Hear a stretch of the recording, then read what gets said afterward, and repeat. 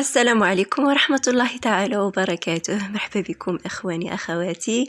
اليوم نحضر معكم واحد الوصفة اللي جيت سهلة واللي غادي تنفعكم بزاف في رمضان ولا رمضان.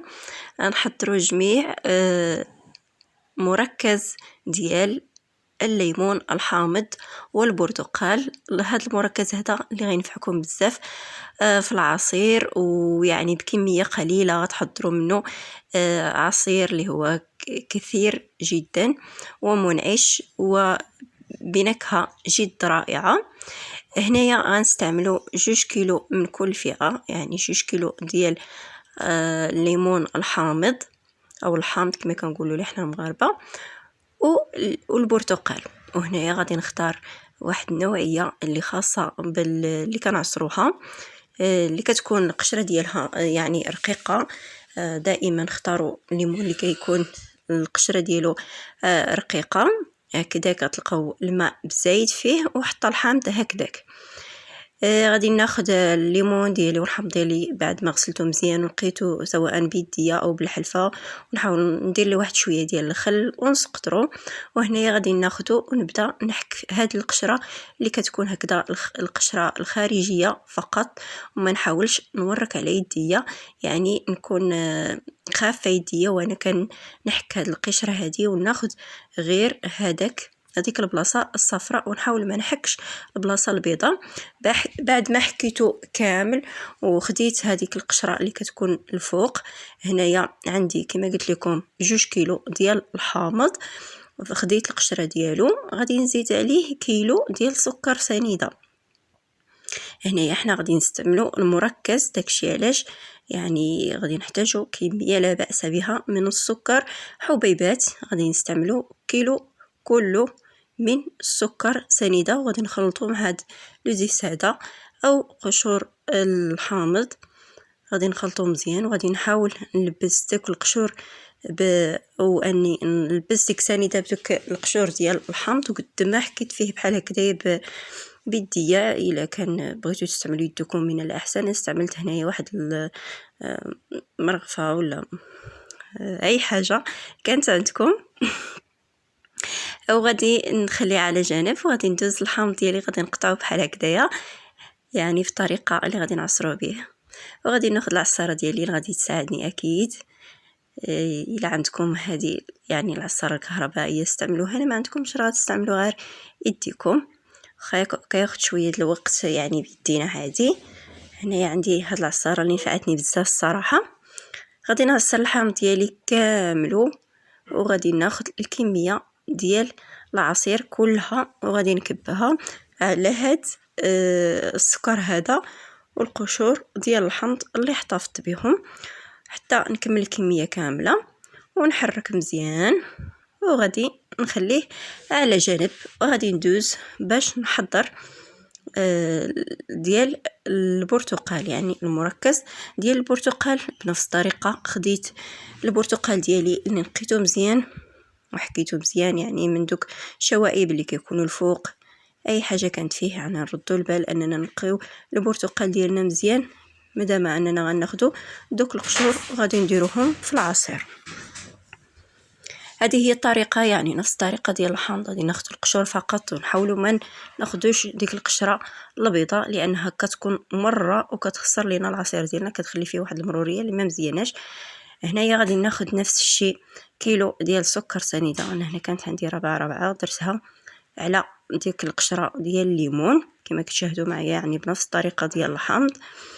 غادي نخلط كل شيء، هاد لوزيس هذا وسنيده مزيان بهذه الطريقه هذه، ونحاول انني نحكم هكذا مزيان.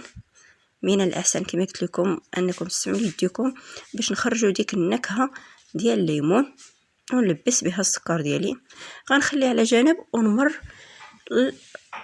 العصر الليمون نعصرو هكذا بهذه الطريقه هذه، يعني نحاول نعصرو كامل ما نخلي فيه والو. من الاحسن تاخذوا هذا الليمون هذا اللي كيكون هكذايا القشره ديالو رقيقه، هو اللي كتلقاو فيه الماء مزيان. غادي ناخذ الكميه كامله ديال عصير الليمون او البرتقال، وغادي نكبها على هذاك لوزيس والسكر ونخلط مزيان بهذه الطريقه هذه. كما كتشاهدوا معايا كل واحد عزلته في اناء بوحديتو. وهنايا فاش غادي نخلطو مزيان غادي نغطيه ونخليه، ومره غادي نبقى نحرك فيه. يعني هنايا انا غادي نغطيه ونخليه على طاولة العمل فقط. في الكوزينه عندي ما نحطو لا في الثلاجه لا والو، لانني غادي نبقى نرجع عليه مره وغادي نبقى نحرك فيه حتى نتحصل على واحد السيرو. يعني داك السكر كله يذوب بهذه الطريقه هذه. يعني كتحلو غير في واحد الجنب داك السلوفان اللي درتو ليه، وكتحركو كل ما دازت واحد ساعتين غادي تحركو وتعاودوا تغطوه وتخلوه نفس الطريقه ديال الحامض حتى كدوز واحد 12 ساعه تقريبا. انا خليته حدايا مره كنحرك فيه حتى داز 12 ساعه تقريبا. لقيته بهذا الشكل هذا، يعني بحال السيرو.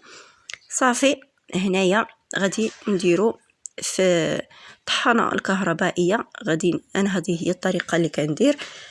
غادي نزيد نطحنو مزيان باش نستافد من هذاك لوزيس، يعني القشور ديال الحامض والليمون غادي يزيدوا يطلقوا ليا النكهه ديالهم هنايا فاش غادي نعصرهم. صافي انا غادي نستعمل الاناء اللي غادي نحطو في الثلاجه مباشره بلا ما ندير قوه الماعن. غادي نستعمل هنا واحد الصفايه، غادي نصفي هذاك لوزيس. وغادي نحتاجو في بزاف ديال الوصفات، يعني في تحضير لي كيك بزاف صراحه. بزاف ديال الوصفات انا كنحتفظ به في الفريكو، وغادي نوريكم في نهايه الفيديو انني احتفظت به في علب وخليته حتى هو في الفريكو. نفس الطريقه درت ديال الحمض، يعني كندوزو في الطحانه الكهربائيه باش نحاول نعصر داك لوزيست اكثر واكثر. صافي غادي نديرو في هاد العلب هادو اللي كينفعوا الصراحه. كتسد عليهم هكذايا، يعني كل واحد عزلته في علبه بعد ما عصرتو اكيد، سواء ديال الليمون او ديال الحامض. نفس الطريقه درت لهم، كندوزهم في الطحانه الكهربائيه وكنعصر مزيان وكنورك بحال هكذا باش ناخد كاع داك الماء اللي كاين في العصير ديالي ونخليه غير لوزيس ناشف. هذا هو لوزيس ديالي اللي غادي نستعمل في بزاف ديال الوصفات، وهذا هو الحامض ديالي. ونفس الطريقه غادي ندير ديال الليمون، يعني ضروري ما كندوزو في الطحانه الكهربائيه باش يزيد يطلق لي داك لوزيس النكهه ديالو. وهذا العصير كيجي معزز بنكهه وداك لوزيس ديال الليمون. صراحه بجوجهم رائعين بزاف ونفعوني بزاف في بزاف في شحال من ديال العواصر. يعني ما كتحتاجيش بزاف ديال الليمون. هذا العصير هذا ممكن تستعملوا منه او المركز هذا ممكن تستعملوا منه غير 2 ديال المعالق وقاضي الغرض.